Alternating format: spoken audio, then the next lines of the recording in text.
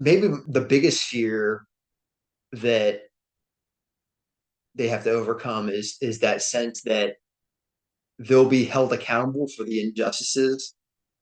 Like they will personally, just them, will be held accountable for. I mean, listen, we've got all the ledgers, okay? So like we know exactly. No, I mean, it doesn't. I mean, why would that make any sense? Like why is that logic? Why is that a logical fear for people or a reasonable fear for people? Because I think that I, you just I, like you.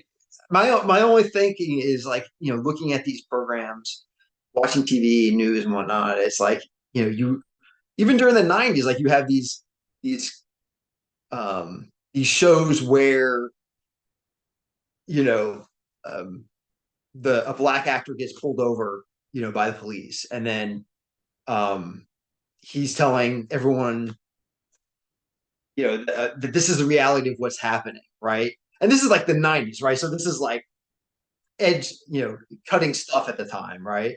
Um, and so on the other side of that is that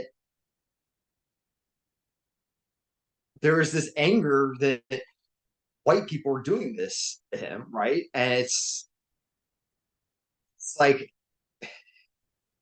the one time, during the '90s, like the one time the black person speaks up about like their life as a black person, it's usually very specifically almost that, right? Like it's getting pulled over by the police, it's racism, that stuff. And so it's for me, it's like I don't know, I you go into these crowds and I mean, you hang just on, hang on. Let's all right. Let's zone in on what you just said there, that last part, okay? Which is, when black people are talking about their life as a black person, that it's normally zoning in in on these this, shows. right, in these shows. But Yeah, yeah. but honestly, if you're representing life as a black person, right? Black is not about our skin tone. Black is something that was put on us against our will. We did not Wait, what do you mean by choose, I mean that we did not choose blackness. White that? people called us black. They put blackness on us. Hmm. It was never a choice by black people to be black.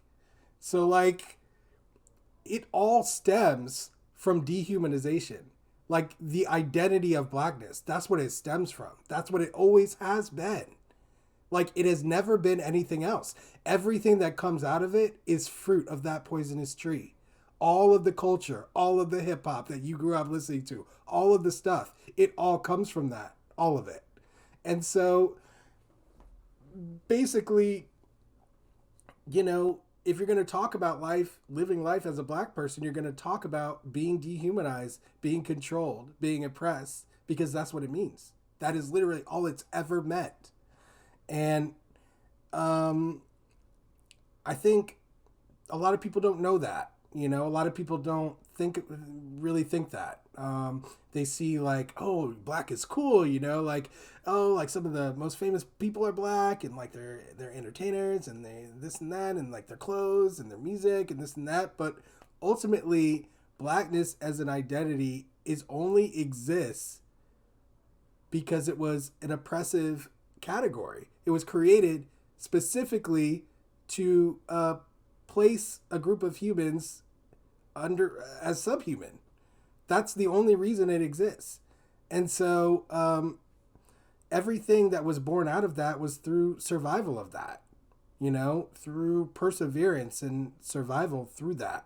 That's why we celebrate black excellence and black girl magic through all the things, from having banks that just existed solely on the business of mortgaging black women's wombs to having someone like Oprah in the position of power that she is as a billionaire. Like it's like, we have to celebrate these wins because it's incredible to go from that level of dehumanization to where we are now, despite consistent and constant pushback from monstrous forces, including the government of our own country.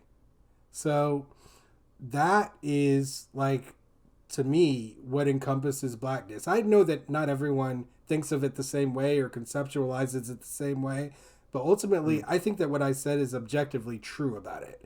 And so um, I just think that we need to start seeing it more like that. Stop seeing ourselves as being as it being our identity as humans, because it's really separate from that.